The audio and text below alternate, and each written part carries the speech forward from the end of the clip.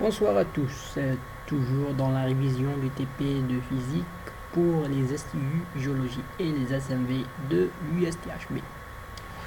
Alors, dans cette présentation, nous allons nous intéresser à la réflexion. Nous allons rappeler la manipulation vue en TP, puis nous allons essayer de résoudre quelques sujets d'examen et répondre à la fin à vos éventuelles questions en commentaire si vous en avez toujours.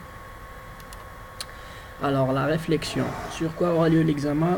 La réflexion est un examen qui sera exactement équivalent à l'examen de la réfraction, c'est-à-dire 40% des questions seront posées sur la manipulation, c'est-à-dire qu'il faudra savoir bien manipuler, et 60% qui restent seront sur l'exploitation des résultats.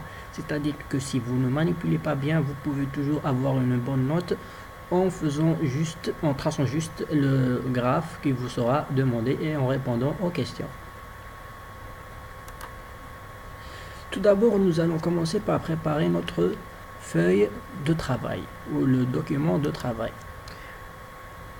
Sur une feuille blanche, vous allez tracer une ligne droite qui va diviser votre feuille blanche en deux parties, puis vous allez laisser 1 cm pour tracer une ligne perpendiculaire à la première.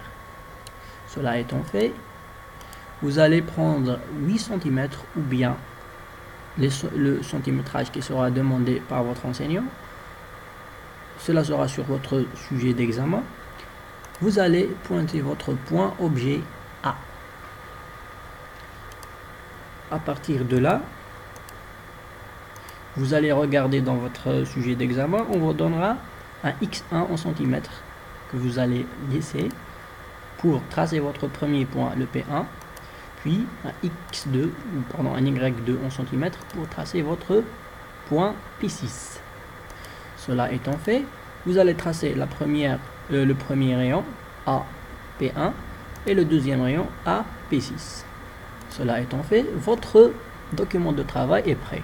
Vous allez poser votre miroir perpendiculairement à la ligne, exactement sur la ligne que vous avez tracée, de sorte à avoir une continuité dans le miroir. Ici, ce sera l'espace objet et là, dans votre miroir, l'espace image. Vous allez poser votre aiguille au point A. Cela va matérialiser l'objet A. Cette aiguille aura son reflet dans le miroir. Nous allons nous intéresser au reflet de cette aiguille. Ce reflet est l'image virtuelle de notre point A. Nous allons maintenant essayer de modéliser le premier rayon, le AP1. Alors, vous allez poser votre épingle sur le rayon.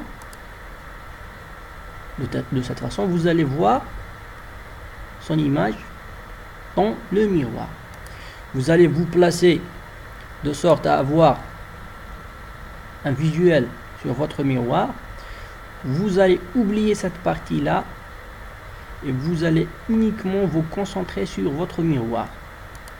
Vous allez poser votre troisième épingle de sorte à ce que la première rouge, de sorte à ce que la jaune va cacher la rouge et la violette va cacher la jaune. Vous allez rajouter une quatrième épingle, qui va cacher la violette, la jaune et la rouge. Comme vous pouvez le voir, les 4 épingles sont alignées quand on les regarde de ce point de vue. Vous avez matérialisé votre premier rayon réfléchi. Vous allez faire la même chose pour le point P6. Vous allez déplacer l'épingle jaune ici, sur la droite A P6. Vous allez voir son image. Vous allez vous mettre de sorte à ce que l'image jaune va cacher la rouge. Vous poserez votre épingle violette de sorte à cacher l'épingle jaune et l'épingle rouge. Vous reposerez la quatrième épingle bleue qui va cacher la violette, la jaune et la rouge, de sorte à avoir un alignement. Cela va vous permettre de dessiner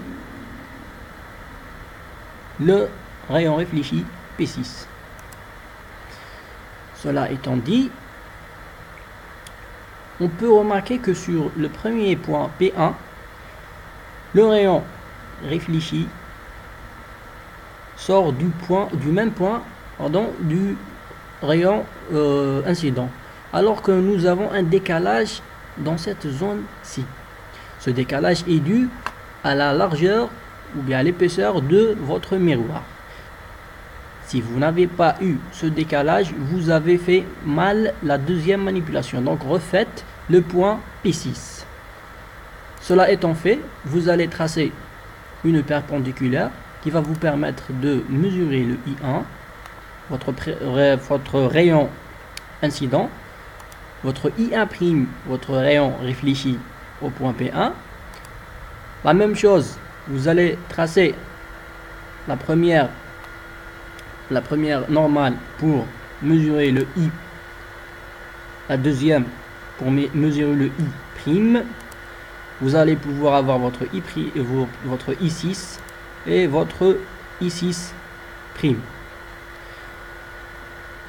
Grâce à cela, vous avez le rayon incident au point 1, le rayon réfléchi au point 1, l'angle, non pas le rayon, mais l'angle d'incidence I1, l'angle de réflexion I', l'angle incident au point 6, l'angle d'incidence au point 6, I6, et l'angle de réflexion au point 6, le I'6. Vous allez prendre ces 4 angles, vous allez les rapporter dans votre feuille d'examen. Cela va vous permettre de passer au tracé graphique qui vous sera demandé donc dans votre feuille d'examen. Je vous remercie pour votre attention. Si vous avez des questions, n'hésitez pas à les poser en commentaire.